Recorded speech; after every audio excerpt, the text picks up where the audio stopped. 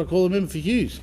Thank you, Deputy Speaker. Very pleased to follow the member for Macquarie, and she did make some very good points about the importance of housing affordability and giving all Australians, especially young Australians, an opportunity to own their own home. But then it confused me why the member for Macquarie, if she believes in all those things, why she would actually not be supporting this bill.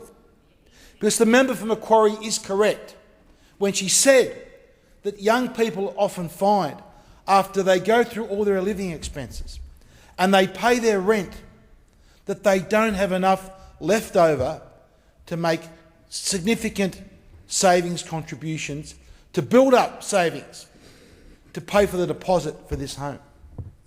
That's exactly correct. And that is what this legislation tackles exactly. So I'm at a loss why members of the Labor Party and members from Macquarie, when they acknowledge that that is a problem, that they will not actually support this bill. But I think the reason why, Deputy Speaker, it shows a difference of the concept of superannuation between the Coalition and the Labor Party.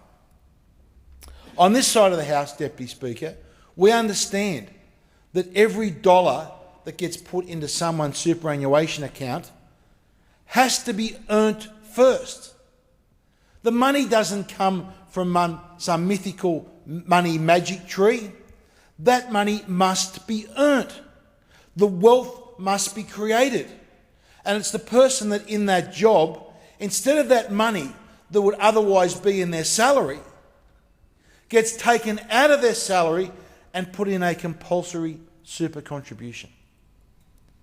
Now, Deputy Speaker, I am in my mid-50s, and I am fortunate enough, when I first started to work, I was able to take, before there was any superannuation scheme of any significance, I was able to take 10% of my salary, put that and save that up as a deposit for my first home. What we tell this generation, no, we're sorry, you can't do that. Of the total wealth that you earn or create in the job that you do, we are going to take around 10% of that and force you to put that in a compulsory savings that you cannot touch until you are 65 years of age. And when you are 65 years of age, you can then go and buy a house and invest that money in a house. Because the superannuation savings that we have, unless someone, when they reach retirement age of 65, unless they own their own house, they will be reliant on the pension scheme from the government. The best savings that any Australian can have is firstly to own their own home. And that is, Deputy Speaker, what we are trying to do with this legislation. Because we do have an issue with housing affordability in this nation. Deputy Speaker, it is clearly more difficult for young Australians to get into the market today than it was a generation ago. Perhaps, Deputy Speaker, if you look at the raw numbers, the actual mortgage repayments as a percentage of salary, Deputy Speaker, may not be that much more higher. But what is higher, what is significantly higher, is the cost of the deposit, Deputy Speaker. The cost of the deposit that they must pay. So that's exactly the problem that we are tackling, Deputy Speaker. With this bill, from the 1st of July 2017, individuals will be able to make voluntary contributions of up to $15,000 per year and $30,000 in total to their superannuation account to purchase their first home.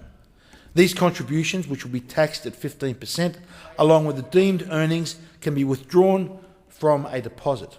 Withdrawals will be taxed at the marginal tax rate, less 30% offset, and allowed from the 1st of July 2018. For most people, the first home super savings schemes could boost the savings they can put towards a deposit by at least 30% compared with savings to a standard deposit account. This is exactly, Deputy Speaker, the way that this Parliament can help young people get into their first home. And if they can get into their first home, Deputy Speaker, the greatest forced savings is their ability to pay off their mortgage. But no, those on the other side of the chamber, Deputy Speaker, they say no, because their concern is that they don't want to see and let people have control and make a decision about how best that they should use their superannuation savings. They would rather that money, Deputy Speaker, go into some union-controlled fund, because that is what their opposition against this is all about. They don't want individuals to have a say in where their savings should go and how it should be used. They don't want anything that affects the money that flows into their union-controlled funds that their union mates get control of. That is what their opposition is all about.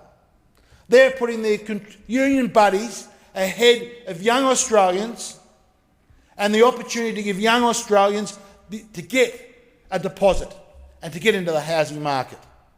Support for their union buddies is more important. Now, the second part of this bill, Deputy Speaker, deals with the issue that we find in our society that many couples, when their kids move out of home, couples that are actually able to buy a house many years ago and have enjoyed a massive appreciation in the value of the house, that when they look to downsize, which would normally be the common sense thing that they would like to do, when they do all the sums, they work out the downsizing, because of the taxation arrangements and the superannuation arrangements, deters them from actually making the downsizing. So what we find, Deputy Speaker, we find that we have in many of our suburbs a lot of housing stock, 4 and 5 bedroom homes in the outer suburbs of Sydney.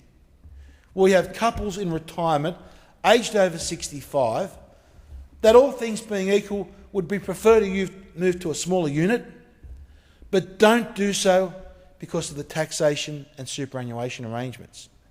Now, if we're able to do that, if we're able to allow the market what to be work normally, where people in a 4 and 5 bedroom home would prefer perhaps to live in a 2 or 3 bedroom unit, Deputy Speaker, that frees up supply in the market. And if we're able to free up supply, that is one way that we can get downward pressure on housing prices and make housing affordability more accessible to young Australians. But yet again, we see the Labor Party opposing this. Deputy Speaker, the principles that we are doing to help couples that have 4 and 5 bedroom homes to downsize is that from the 1st of July 2018, people aged 65 and over will be able to make a non-concessional post-tax contribution to their superannuation of up to $300,000 from the proceeds of selling their home. The existing voluntary contribution rules for people aged 65 years and older, work tests for 65 to 75-year-olds, and no contributions for those aged 75 and over, and restrictions on non-concessional contributions for people with balances above 1.6 million will not apply to contributions made under the new special cap downsizing. This measure will apply to the principal place of residence held for a minimum of 10 years.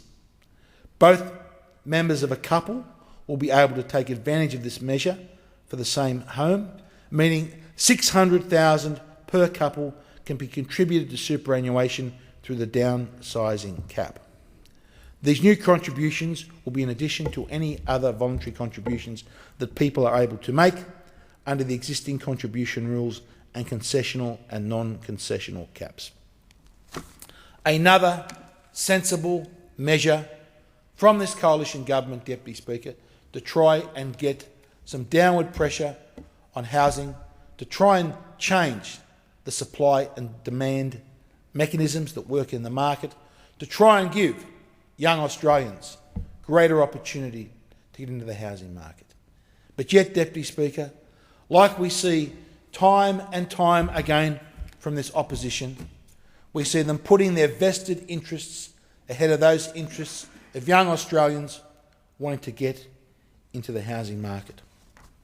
Deputy Speaker, I'll leave my comments there. I would hope that members of the Labor Party would give some thought before they vote against this bill.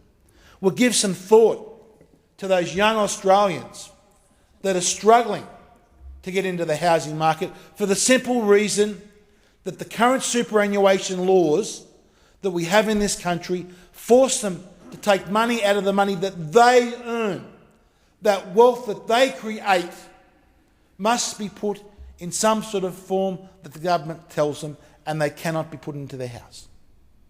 Anyone today, Deputy Speaker, that is over 55 or 60, that has a house, will know that that is the best form of savings that they have had in their life.